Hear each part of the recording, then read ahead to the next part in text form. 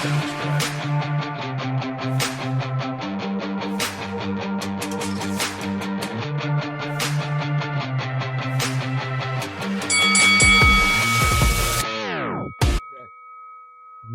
Realm family, to another episode of Wrestling with the Realm podcast. I'm Brian, one half of the power and glory of wrestling podcasts. And on the other side is my man. He is the Hercules to my Paul Roma, my guy Will. What's going on, everyone? Will, what are we doing today? Well, we're doing a little. People might not know this about us, but we're big NXT people. We haven't done or spoken really, even in our overrated or underrated, like much about NXT at all. But we got the NXT Vengeance Day premium live event, almost a pay-per-view. My bad, guys. It's the NXT Vengeance Day pay-per-view, y'all. Yeah, we got a little I'm review keep on rocking with pay-per-view. We're excited to give you that, but I was just about to say, and this is something to look forward to, guys. We are doing a WrestleMania 6 little watch along with you guys. Retro Rewind.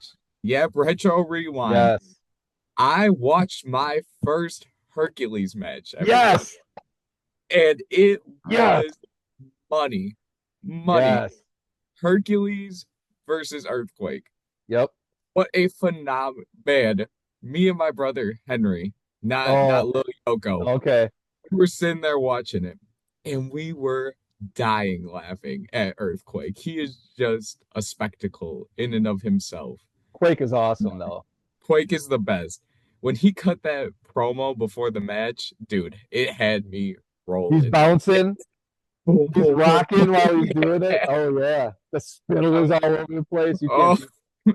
I loved it, man. I loved it. I'm not going to get too much into it because that's coming this week.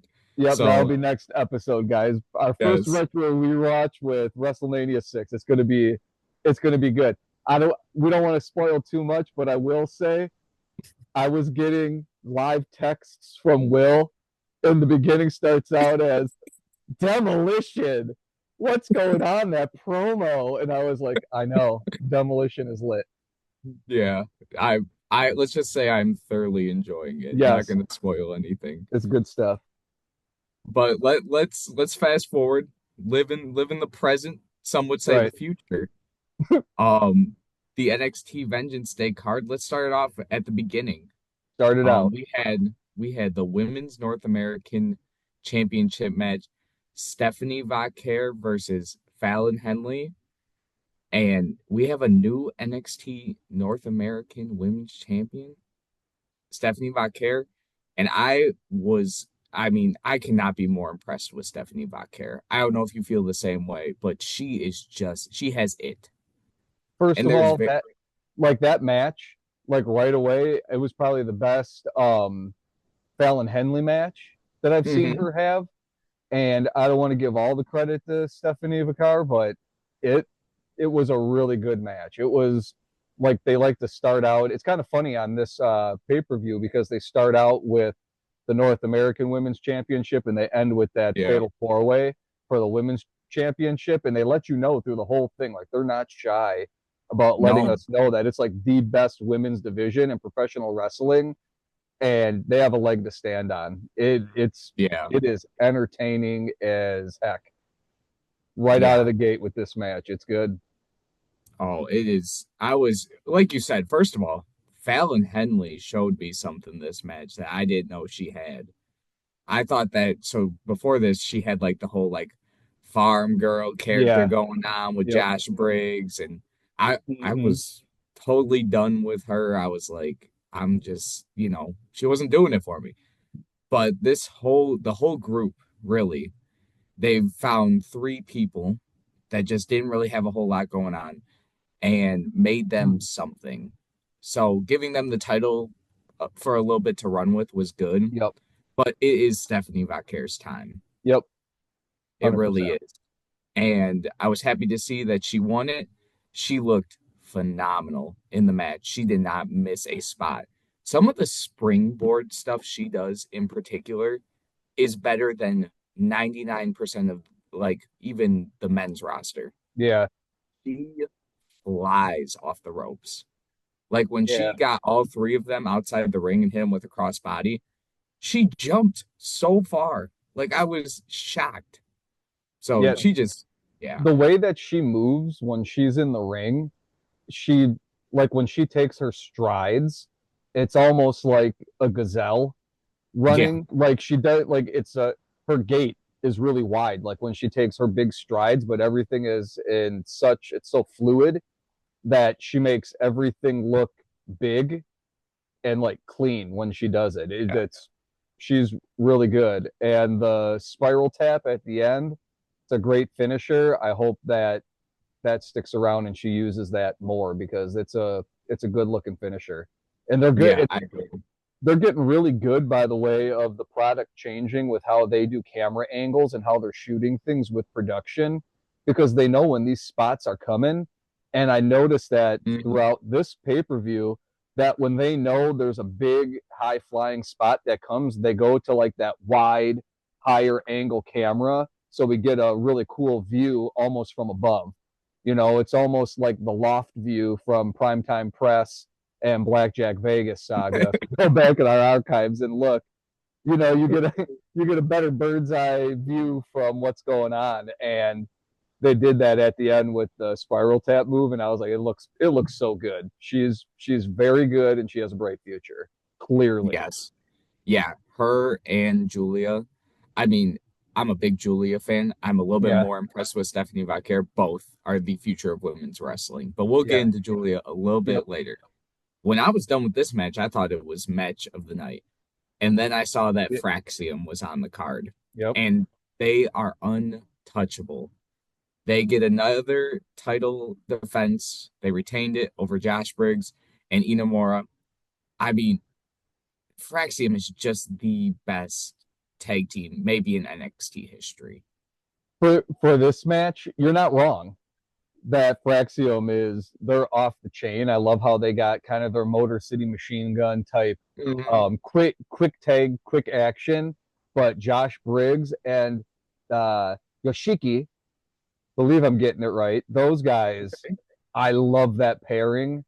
Mhm. Like I was like, Josh Briggs looked really good, and it's been a while since I feel like he looked that good. And I hope that they keep these two together for a while because I really like what they were doing. And Yoshiki, I I was digging what he was putting down in that match. I Yeah. love how he was adding like the I don't want to say over the top because that's not a fair representation of what it is with the Japanese style and taking some of the sumo style and putting it Mhm. together.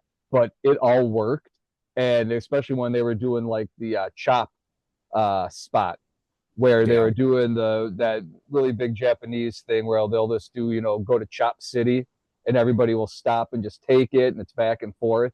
And they kind of Mhm. set that up that they were going to do that a few times and then boom takes a super kick. And I was like, that was awesome. Like that was a great spot in the match and it just showed, how Fraxium they're not playing. Like No. they're there to play and have some fun, but they're not playing around. And I like how it kind of shut down that bit of I don't want to say silliness, but just that little bit of an angle where you thought they were going one way where it was just going to be Chop City. Ended it real quick with that kick. It was awesome. Yeah. I'm a huge Josh Briggs fan. Whenever Josh Briggs is in a premium live event match card, he steals the show. When he at Stand and Deliver last year faced Obafemi and Dijak, who's no Mm-hmm. longer with the company, Yeah. he stole the show again. He's just so impressive. And he stole it in a match with two amazing Yeah. wrestlers. And I feel like Yeah. he kind of did the same here. He Like, was like phenomenal. he was like a better version of Kevin Nash. He had the whole leg, the whole pants and everything that were very Diesel, Kevin Nash Yeah. with the fringe going down the side. Like he was just making me think about that, and I was like, look at him, he can work though. So I was like, Yeah. I know it's not Kevin Nash because Josh Briggs was working. Yeah. Well, then let's get into after the match. Yeah, We got the janky shield that came out. I thank mean, you. Janky Shield is right. I man, The I new Shield. you're gambling here, man. If you're Yep. NXT, if you're WWE, you are taking a huge gamble Yep. here with four guys, PC guys, Mm-hmm. NXT level up guys. Um, on my phone, I have a list of who they are. I'm sure we'll figure it out on NXT too. Yeah. Um, I guess it's cool. It's cool. It was good shock value, if you want to say that. Um, but sometimes when you try to rewrite history that was so good with the Nexus, first of all, the Nexus was great until it wasn't. With Wade Barrett, Justin Gabriel, David Otunga, Heath Slater, all these guys, they had something when they came out and had the feud with John Cena. And did John Cena bury them at SummerSlam? Yeah, he kind of did. But they had a really great run. And then you have The Shield, who came out similar dress clothes, Yep. very similar masks. And The Shield is one of the greatest factions of all time. So you look at this stuff and you're like, man, sometimes WWE nails it with this. But then you have Retribution and stuff like that, which this just it screams Retributions without the crazy masks. Brian, are you really familiar with Retribution? I Retribution. I don't know from Retribution. Okay, so they were COVID times. Okay. Mustafa Ali, Dijak were Okay. all in this group. They came out with these crazy masks. They were jumping like Bobby Lashley and all this stuff, and they just fell flat. And it just reminds me so much of that. Okay. Um, but I don't know. I'm gonna get obviously we got to give it a chance here. They're obviously. I mean, we're not gonna get into the triple threat match quite yet. They're getting pushed. Yeah, I thought what was interesting about them, I mean, you kind of touched on it with the Shield, where like a similar mask. I was just reading a story not too long ago. I don't know if you caught that, where I don't know if it was Seth Rollins, I'm not sure who it was, who was saying that when they came out with those masks, that like they were planning on that being a big part of the Shield, and they were going to be Mhm. selling them, and they had it all ready to go, and then Vince like put the kibosh on it. Oh, what's with the masks, pal? Ah, don't like it. Get them off of there. I don't like the masks. You know, he does that thing, and then they don't have the masks. But then these guys come out, and I go, they're going to be selling those masks now. Somebody realized Mhm. that was a bonehead mistake at that time to not Yeah. be making as much money off of that as they could. That, you know, again, like I always say with Disney and wrestling, no idea ever dies. It just sits around until it's repurposed again. And Yeah. they're doing it again with this. So we'll see. We will see what they're trying to do here. Yeah, they made their impact. I'll say that. Yeah. I mean, TBD on them for sure. I hope we Yeah. can come back and do a little maybe even just a short on this and kind of recap how they're doing maybe after their first month because it's definitely a very interesting idea.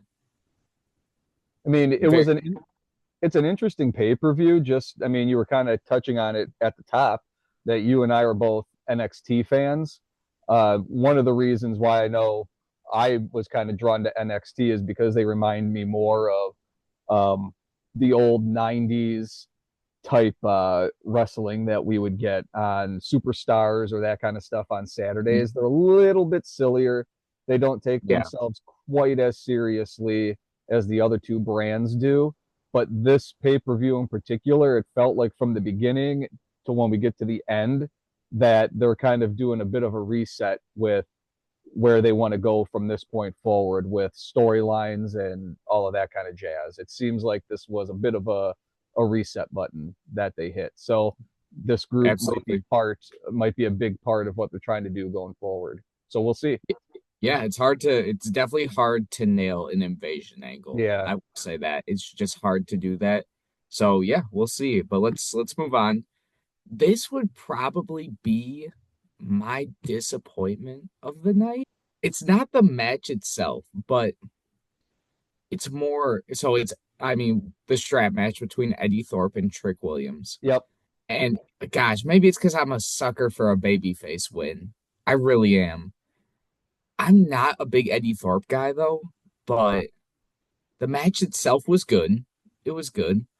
I just if Trick is down there to elevate people now, I think he'd just be better served on the main roster. Hmm. So when he's taking pinfalls to Eddie Thorpe on premium live events right before he's about to move up to the main roster, it just doesn't make a whole lot of sense for Trick's character. But then again, there could be a handful of main roster people that look at this as like, just nothing. They're just focused on former NXT champion Trick Williams. They're not going to view this loss to Eddie Thorpe as anything, but I Yeah. don't know. Take it away on this I one. mean, I agree with you with Trick Williams. Like that's the one thing about this match that I didn't like is I expected Trick to go over. So when Yeah, he didn't, I was kind of left scratching my head a little bit where I'm like, you putting Eddie Thorpe over? Because up until that point, I really liked the match. I thought for a strap match, those can kind of get redundant and you're yeah. looking for something to kind of elevate that match. And there was a couple of fun spots. I like Eddie Thorpe ties up Trick around the ring pole. I thought that was a nice little thing. Like there was some things that they were able to do that I thought were slightly different than most strap matches. I think that for a strap match, it was pretty good. Just didn't get the part where you have Eddie Thorpe going over. But again, that was kind of a it was kind of a storyline throughout this pay per view with Bailey, with Trick Williams, uh, with I'm trying to think with who else you have uh, Roxanne Perez. You have a lot of Hmm. these people where I feel like on the way out they're doing a job that again like in this particular match I go does it elevate Eddie Thorpe a little bit because he got a win over Trick Williams. Maybe it's going to help him on NXT going Yeah, forward, but it's not really going to hurt Trick. Um, it was just weird. It felt weird at the end of it that Trick lost that match. yeah. I guess, see, guys, sometimes Brian helps me. He talks me off the ledge. He really does. Yeah, Sometimes I got these very strong wrestling opinions, and he's like, no, no, no, take it back, take it back. This isn't really going to affect Trick Williams, and yeah, he'll be all right. So, yeah, see, that's why we're yeah. Brian, the demolition guy. Yes, demolition. And it's like, yep. I have a lot of latitude that I give for this yeah. stuff. No, But that's why I yeah, that's appreciate you, man. I got you, So, Will. yeah. I mean, overall, do you like Eddie Thorpe as a character? Not so much. He's Yeah, he's milk same. toast to me. Where I feel like he's Gotcha, just yeah. he doesn't have anything that really sets him apart from the pack, which is, it's unfortunate, but that's just kind of that's just the way that it is. And if they think that giving him a win over Trick Williams is going to help, it was a relatively entertaining match. I guess it just depends on where you're going to go from here because like Josh Briggs was falling into that same category for a while where he Hmm. was just, you were waiting for him to get to another level because you felt like there was something more there. And it just felt like he was just turning into a milk toast character, but now he's finally getting it back. And he's finally given us something now. So you never know. We might be saying the same thing about Eddie Thorpe in a year. I doubt it, but maybe. We'll Yeah, see. we'll see for sure. But I don't think it Um, hurts Trick at all. I don't think that's no, something that yeah, hurts. good Doing a point. job on the way out. Yeah, sometimes it's what you got to do. Yeah. Yeah. Um, we can mention this real quick. It's in my notes. So, Okay. first of all, it's hilarious that they can't call Ricky Starks yet because they're in a It legal is. dispute with AEW, Yes. and all they have is Starks Yes. right now. They don't have Ricky. So if he Yes. comes out on Tuesday, which that's bold to say they're signing the contract on Tuesday of the newest NXT superstar. Yes. And like if he goes out there and they can't and he signs the contract and he can't be called Ricky Starks, that will be hilarious. That is literally the only note I have on that outside of that I love Ricky Starks and I don't know how familiar you are with his game. He is going to put NXT on notice. He's amazing. Yeah, I'm not that familiar with Ricky Starks, but I'm kind of excited because for me, not knowing a lot about him, I get to see like from the beginning of him at Hmm. NXT now. So it's going to be kind of cool uh, to see what he's all about. So I'm kind of excited for that. Like you said on Tuesday, it's going to be fun for me because if he comes out and they call him Rainbow Sunshine Boy, he's Rainbow Sunshine Boy to me because I don't know any Yeah. better. So it'll be kind of fun for me. This will be interesting, but I know he's supposed to be a big deal, so this is going to be fun. Again, it seems like NXT is hitting that shaking the etch a sketch button and kind of changing things up going forward from this pay per view. So should be interesting, especially come Tuesday. There should be a lot going on. Yeah, don't be shocked if Ricky Starks ends up with the title out like right away at Stand and Deliver. They're gonna make a big deal out of him. Okay. He's main roster ready Oh already. wow. Okay. So yeah, but going to from one main roster ready guy to another, Ethan Page versus Javon Evans. There you go.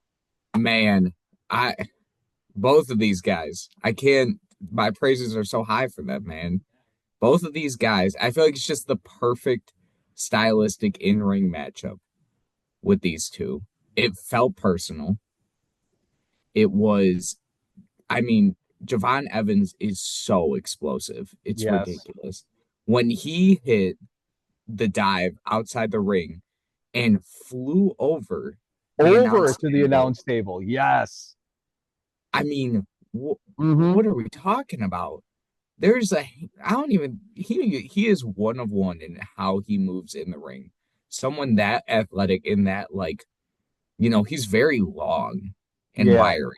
He's Wiry. like, There you go. yeah, he is like his his body type is like a Kofi Kingston, Damian Priest height wise like mix. It's just Yeah.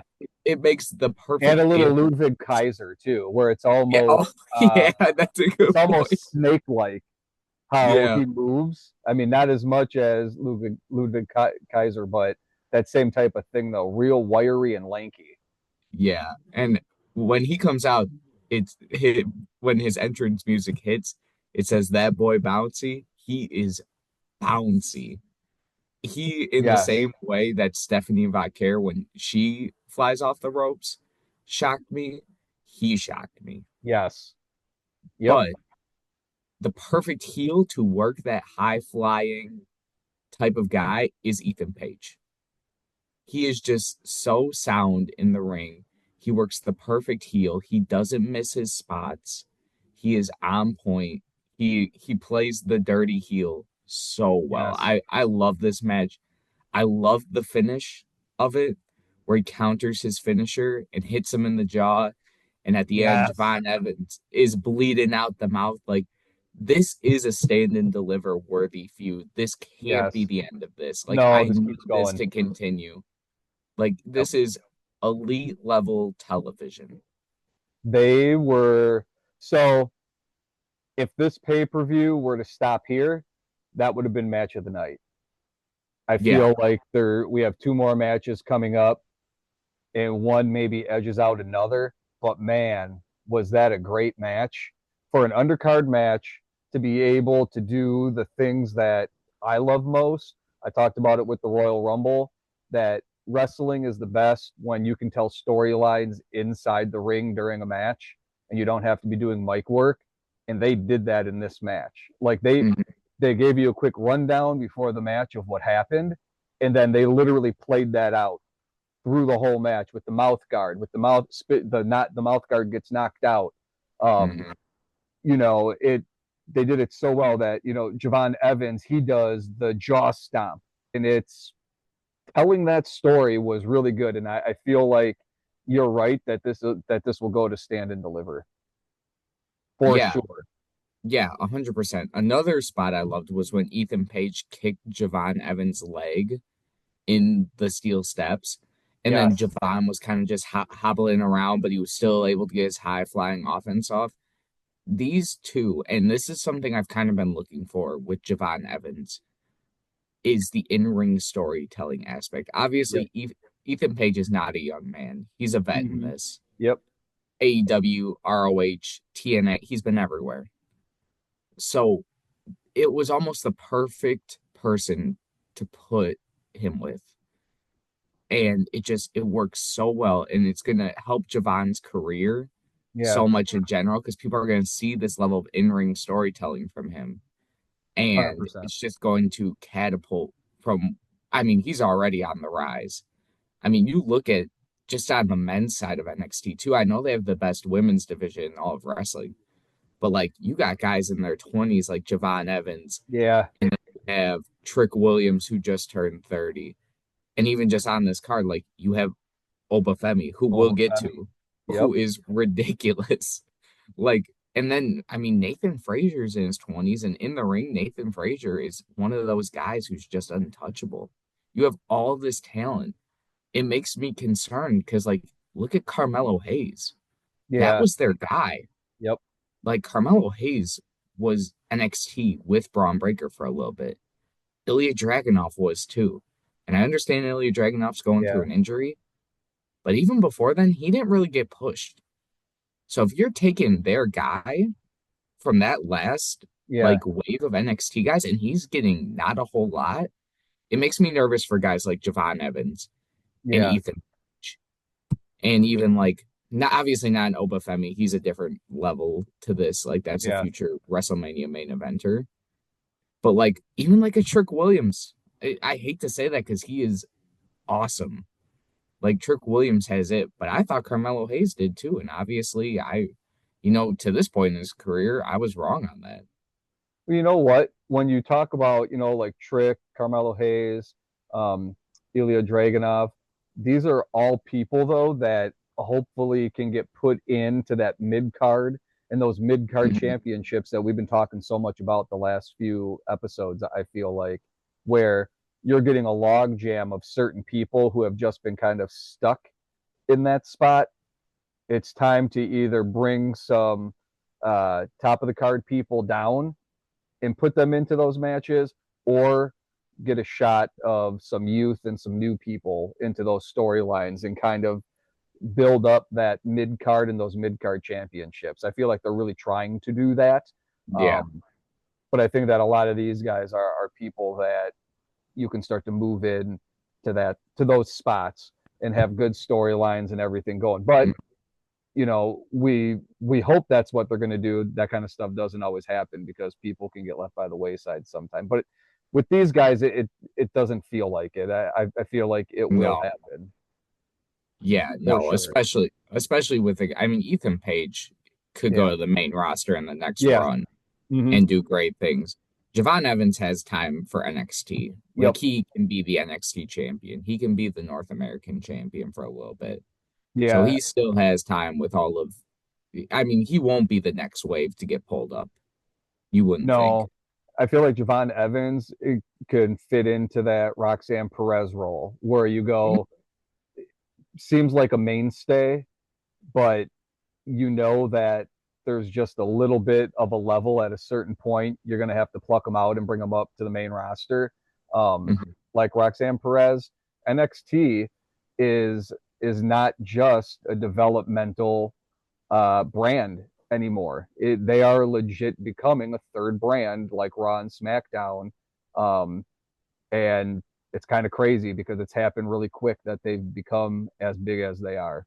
So let's move on, Brian, to I know you said match of the night. We have two more left, but this is one of them for sure. I mean, NXT in general just puts on phenomenal wrestling shows. Mm-hmm. Um, but I'll say this, I was impressed with the in-ring storytelling in this one too. Yes. Yep. Um, Obafemi versus A-Town Down Under. And from the jump, from the entrances, when they don't come out together, Austin Theory comes out. He's looking for Grayson Waller behind him.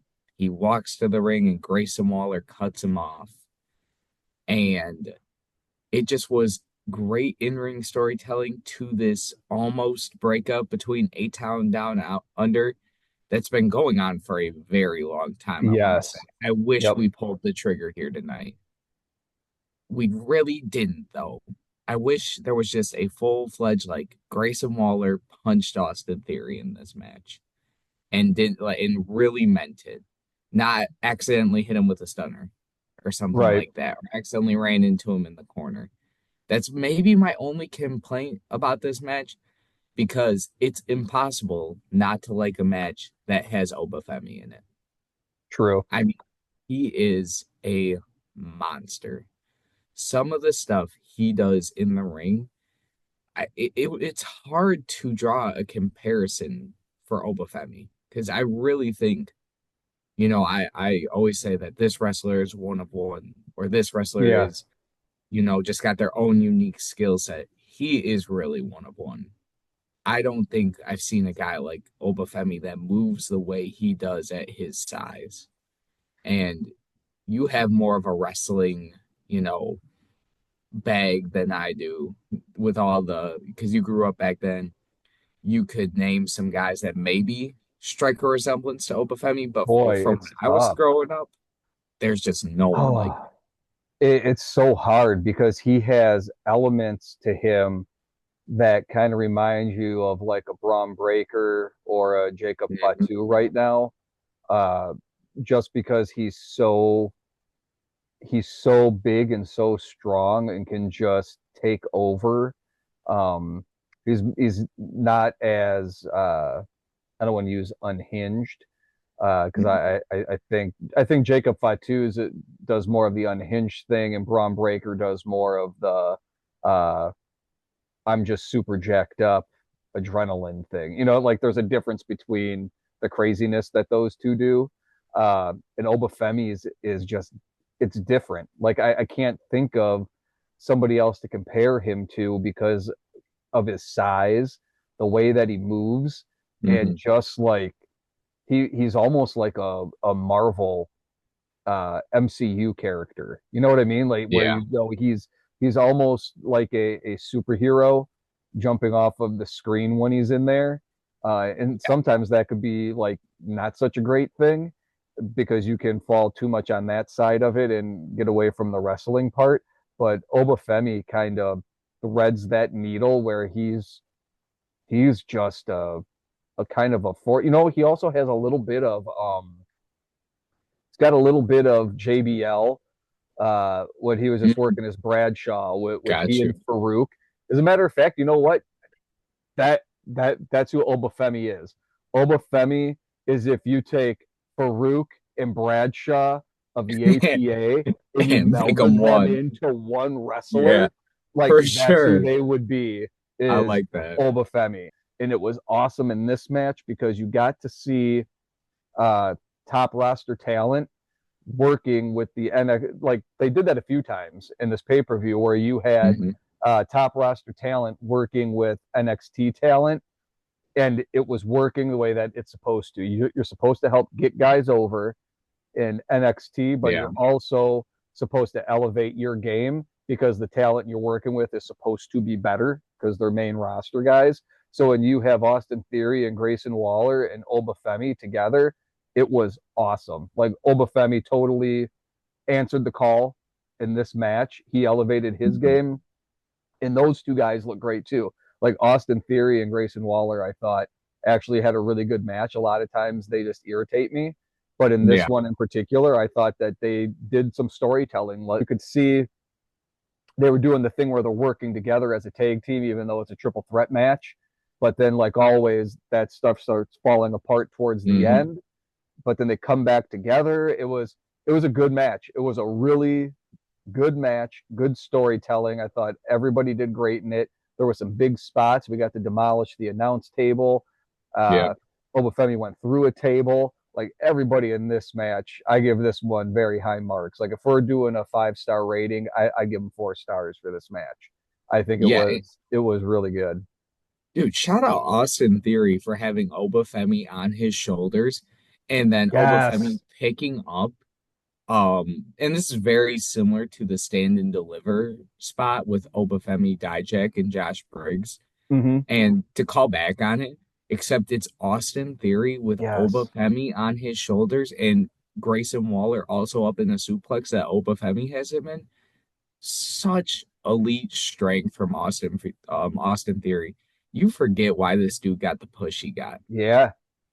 Yeah. He deserves it, man. I mean, I know people are very low on him. It's the character he's been given. Yes. It was the unreal push that he shouldn't have gotten right away.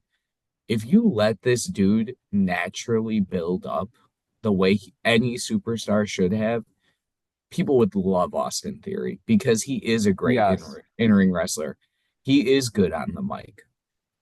And you want to know what? He has the look. And it shocks me that he got the push he did, and then he just vanished into thin air.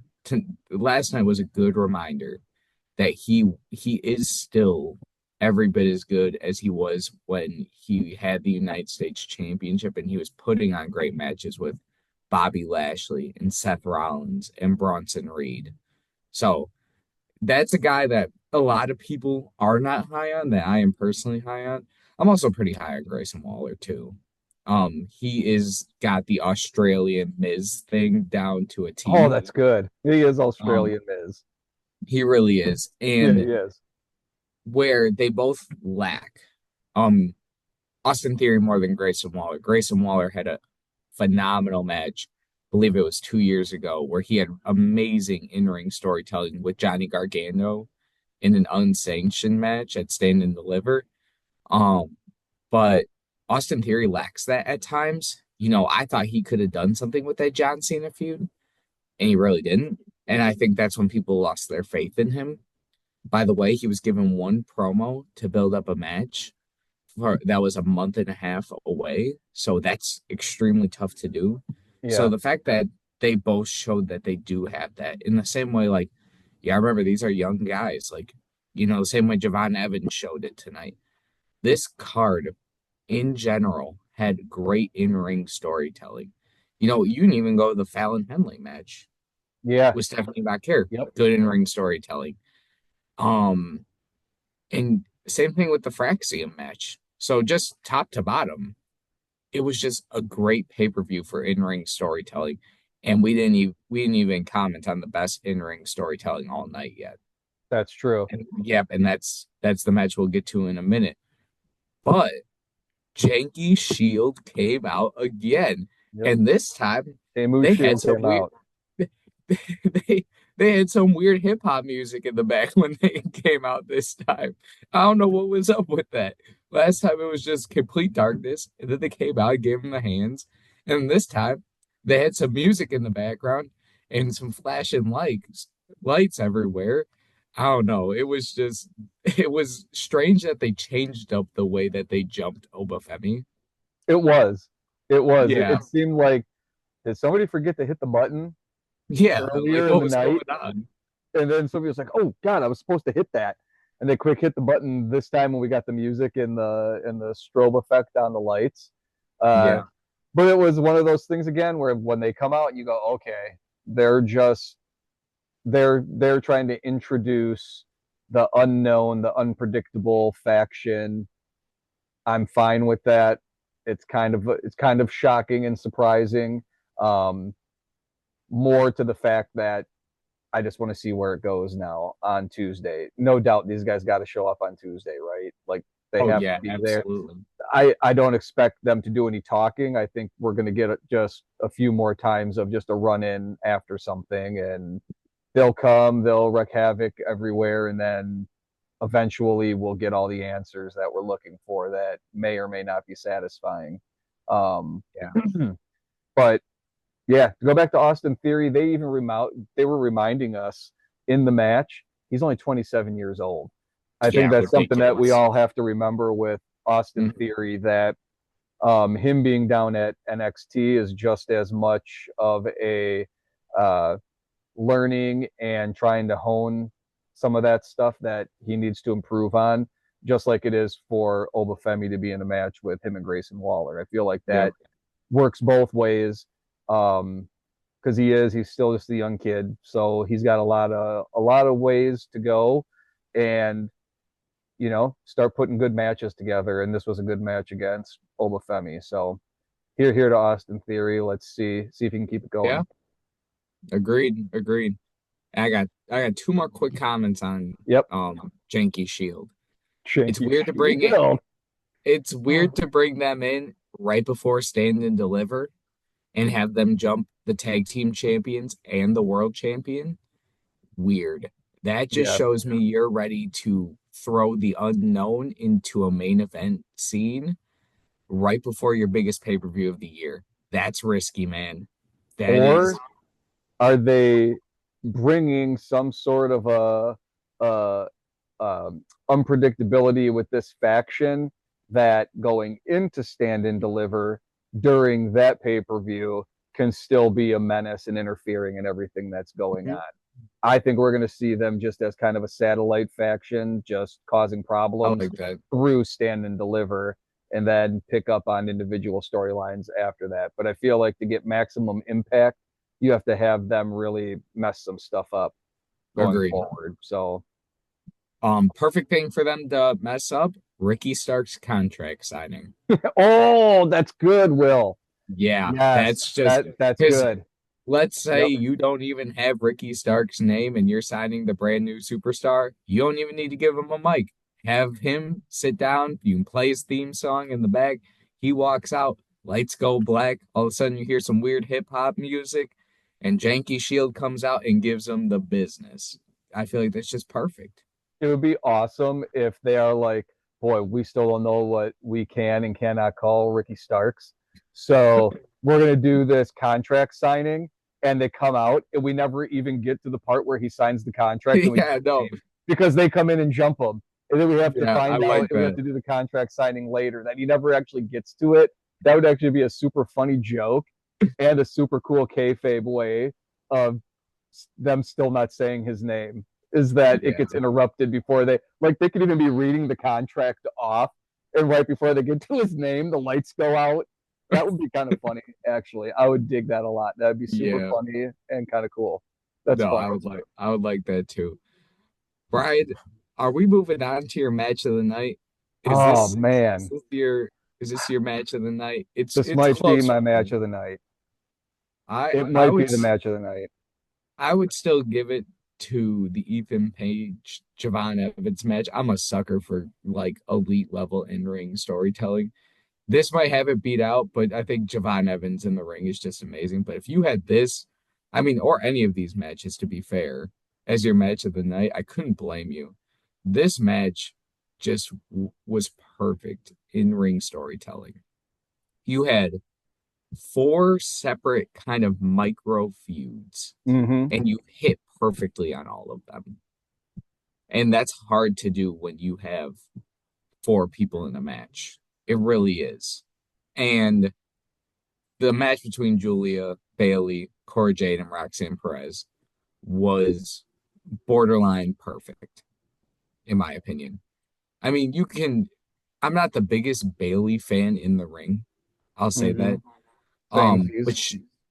she works in a match like this. She does. There's room for kind of more of a slow paced grappler. And when she hits her spots, she does hit them hard. Like that knee she hit Cora Jade with Yeah, it was when good. her and Roxanne Perez were kind of just throwing hands with each other because it was the first time they after Cora Jade and Roxanne were teaming up on Julia, and then Cora Jade just ruthlessly just gave her a knee straight Mm-hmm. up in the corner. No, no care for their friendship at all. I love that. She was kind of my MVP of the match. Cora Jade was just, she is the perfect heel. She's in it for herself. She does not care. She will tell you she's your best friend. And then when the gold is on the line, she does not care a single bit about you. Yes, she is such a cartoony, Yeah. mustache twirling villain, but those are the kinds of things in NXT. It works.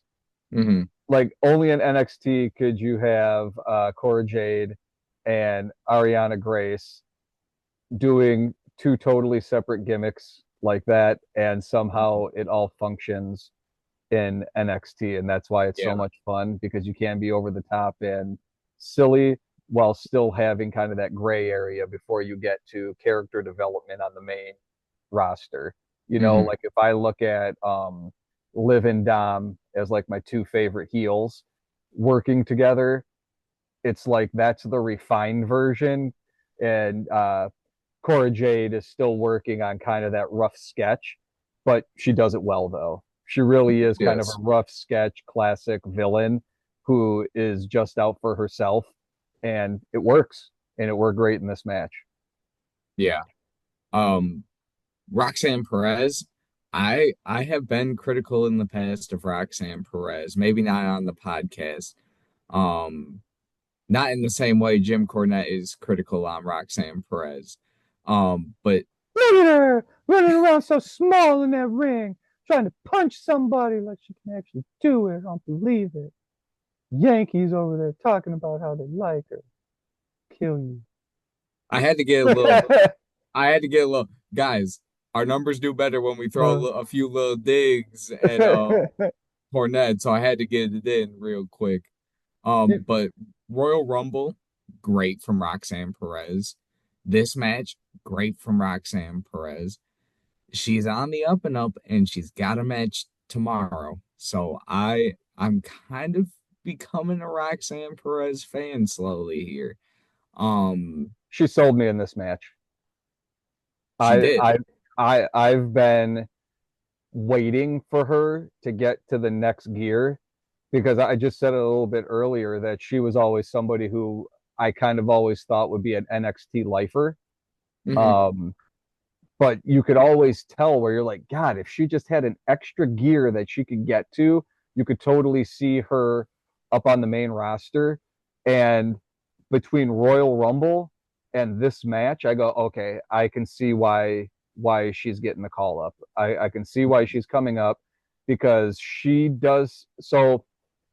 Speaking of Jim Cornette, when Jim Cornette's biggest complaint is, that they're short and they're small and it's not believable and yada yada, and it's like professional wrestling, Jim. Got to have suspension of disbelief, otherwise you're going to be miserable. Uh, Roxanne Perez is probably the smallest out of everybody. Cornette talks about Alexa Bliss, who she weighs 70 pounds. She doesn't weigh 70 pounds, but like uh, Roxanne Perez is probably smaller than all of them, but I really going back and watching her in the Royal Rumble, watching a couple of her matches before this and in this match, what she does do in the ring, she works bigger than what she is.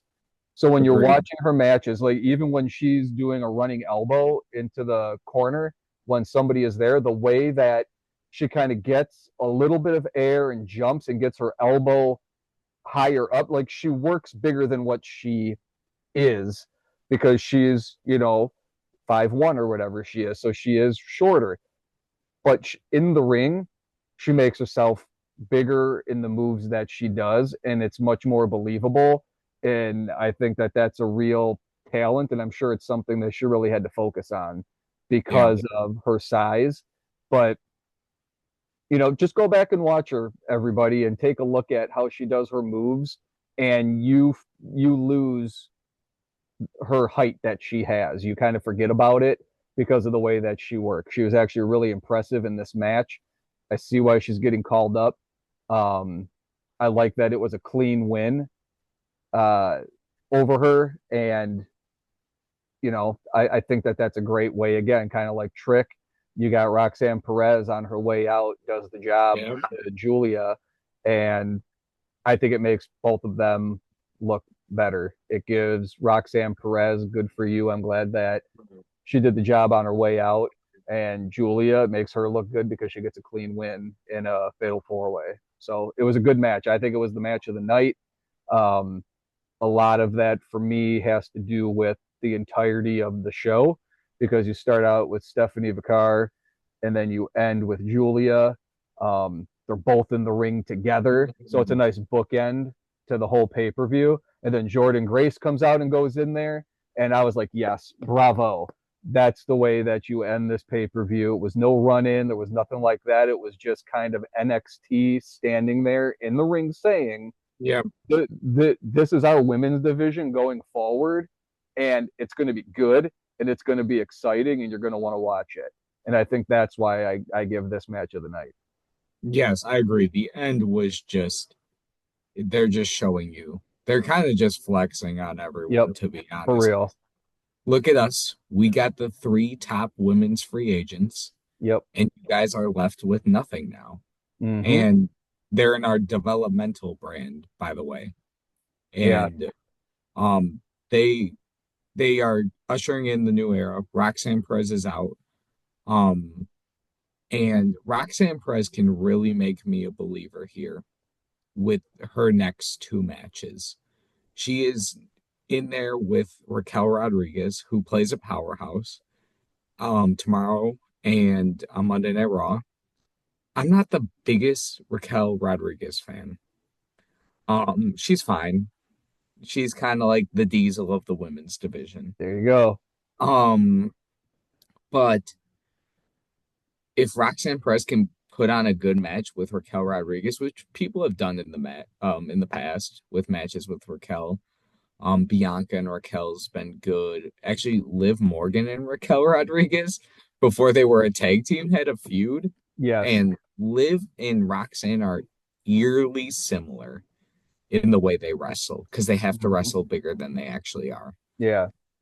Both of them are good in ring talents, and if she can put on a good match there, and then I'm assuming she wins, obviously. Yeah.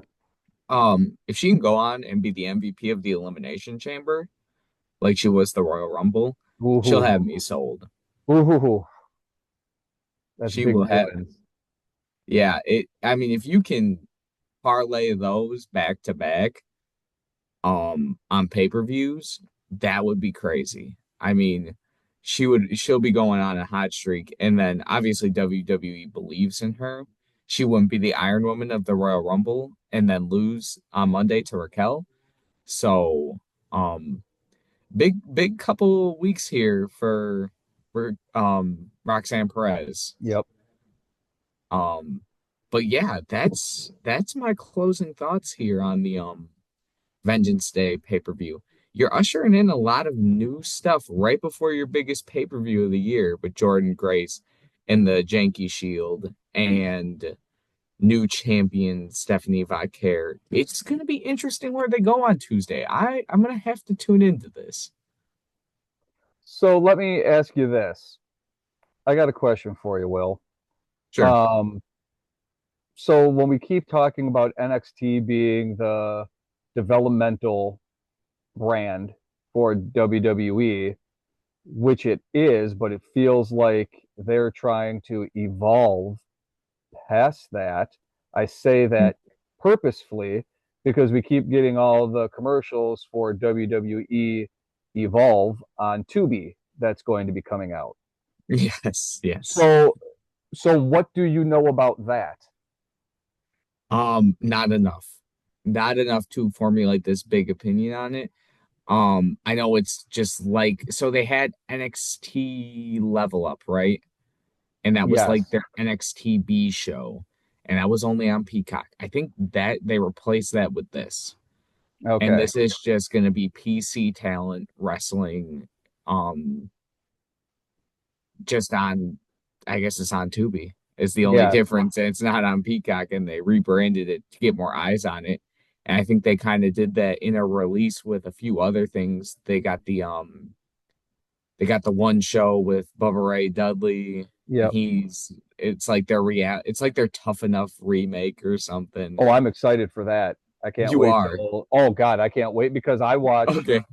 I watched the one on Roku, Oh, okay. where it was, just earlier this year that was on, and they had that Oh, crop of yeah. people come Uh-huh. through, um, and I thought it was really good because they were really showing you how they go through the paces. I mean, just Mhm. learning to take a bump, it was kind of Yeah. cool.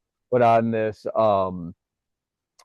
LFG show, Yeah. Oh horrible my name. Because gosh. all I could think of is like the big friendly giant BFG. Like Hmm. it's just a horrible name. Legends and Future Greats. But some of the people that were on that Roku show that I've kind of been waiting for, like where are they? They're on it. So I'm Yeah. excited to see where they go from this point forward because there was a couple of people on there that you kind of thought had it, and I'm like, oh boy, there's a blonde Ukrainian girl who's really good. There's another guy named Jonah who was really good. And you could tell right away that they kind of stood out from everybody. So I'm really excited to see how far they make it. I'm assuming they make it through, and we just haven't seen them yet. Um, but I'm really interested to see that show. I have Yeah.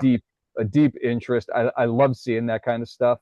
I love seeing all the behind the scenes stuff of how people get a gimmick made and how they learn how to Yeah. cut a promo and can they, who's the really good workers in the ring, but they're horrible behind a mic. And you go, you're not going to cut it because of that, and vice Yeah. versa. The people who just have an overwhelming amount of charisma, but they can't take a bump so good, and you really go, gosh, we need to work with them because you can tell that there's Mhm. something there. So I'm really excited for that show. My question is, are we trying to move NXT out of this is the developmental brand into much more of its own brand while still having a developmental angle? And that now we have this evolve where we can send people before they even get to NXT, which is clearly what it is. But it just feels like NXT, they're really trying to make that a third brand. I mean, now we have top roster people down on NXT all the time Yeah. now. Hmm. Like, That, that's the first step of it. Um, you got to stop calling it NXT call-ups then. Like these yeah, people are getting called up from NXT, you're making it feel lesser than. yeah, Um, you need to back in a couple years back when Rhea Ripley was champ, you had the Royal Rumble winner Charlotte Flair shock everyone and challenge her at WrestleMania 37. 2 years before their 39 match. Um, you need to put like more of that in there. Like I'm not saying like a men's rumble winner needs to come in and choose the NXT champion. No, but hmm, what if the elimination chamber winner 2 years down the line, a year down the line, wants a crack at Obafemi or something? yeah, Like that makes it feel more legit.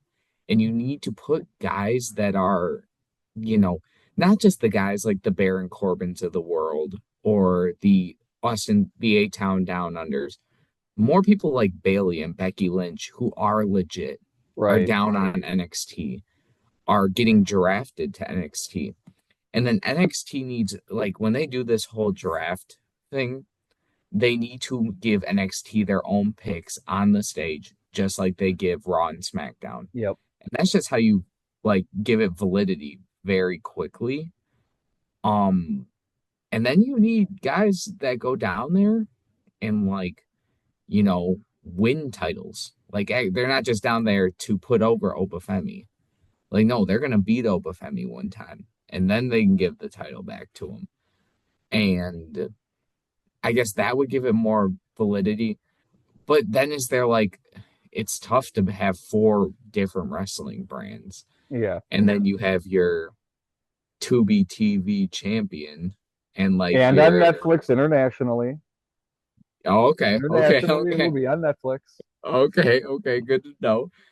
Goodness, you would be doing a whole lot. I know me and you have had this conversation in real life about NXT. How do they make it more like, you know, its own brand? Hmm. I feel like they're doing a better job of that, you know, week in and week out, bringing more people down.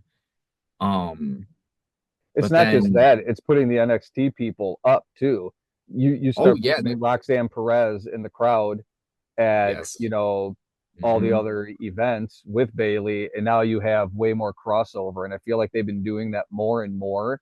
And I think that going forward in 2025, I bet we're going to see a lot more of that, where it's just going to be a lot of crossover both ways. Yeah, I 100% agree with you on that. And I think if they even did like, what if they did the Roxanne Perez?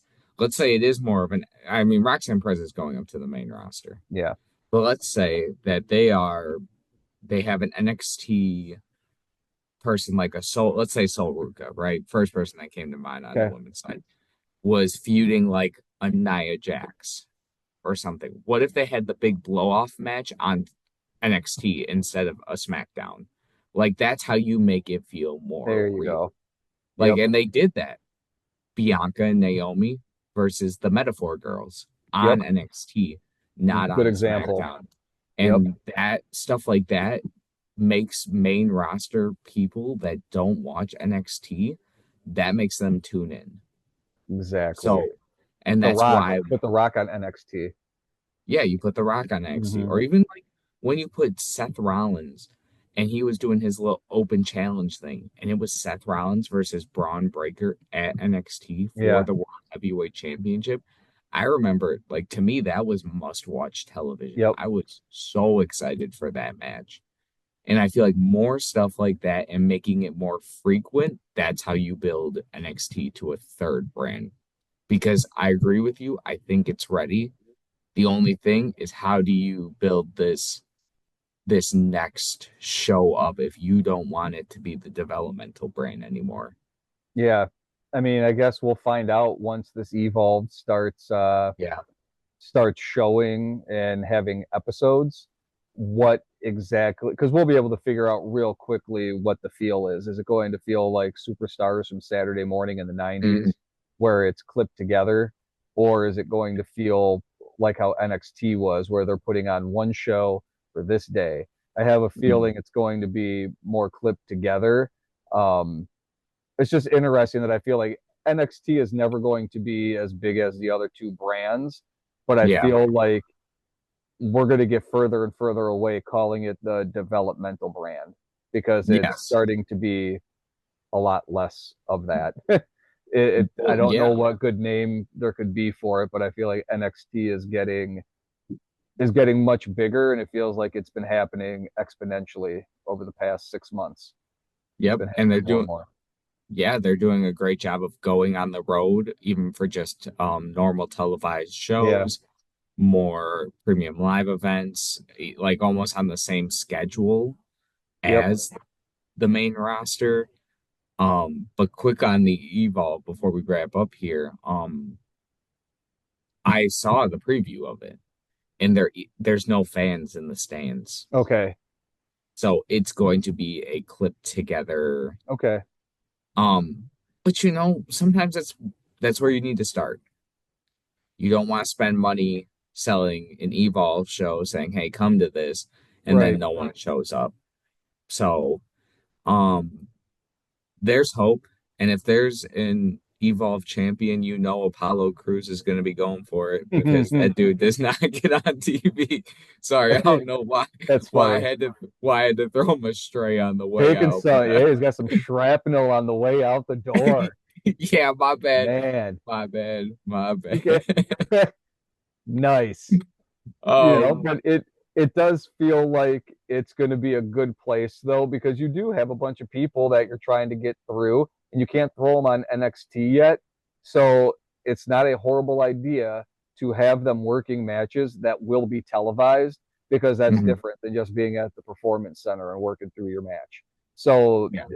I feel like we say this all the time now that wrestling is as hot as ever right now, and you can tell based off of, like you just said, NXT is going to more cities for their Tuesday tapings. It's not just all being in Orlando, so it's getting bigger and bigger with crossover with NXT and the other brands.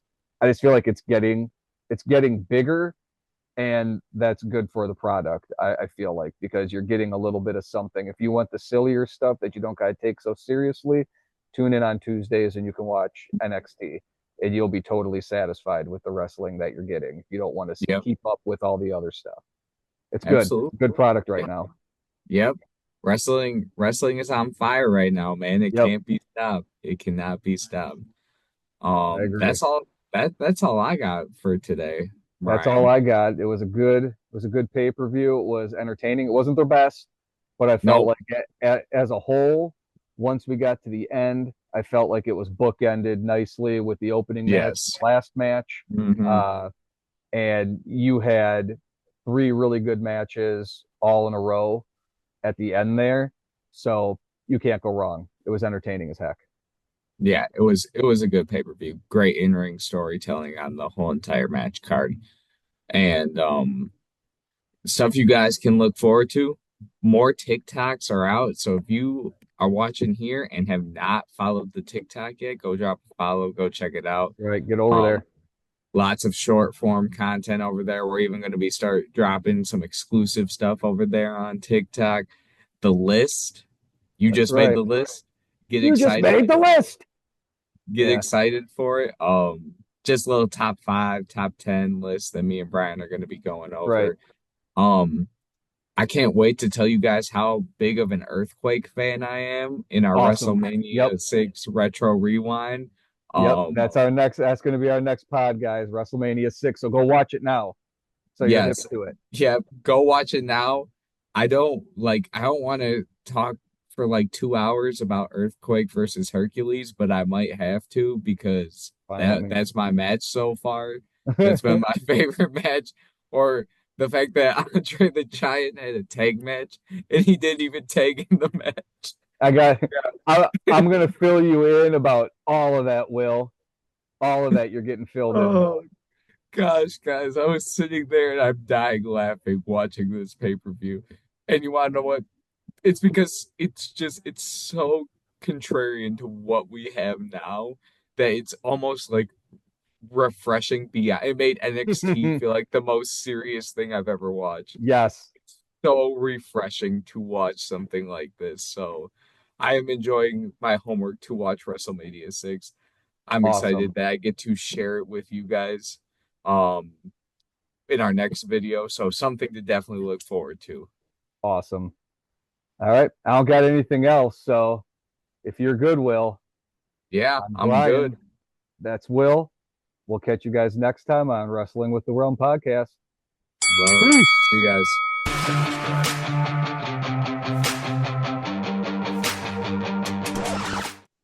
Welcome, Rem. See, it's hard, It's man. all right. You got it. You got it. Okay.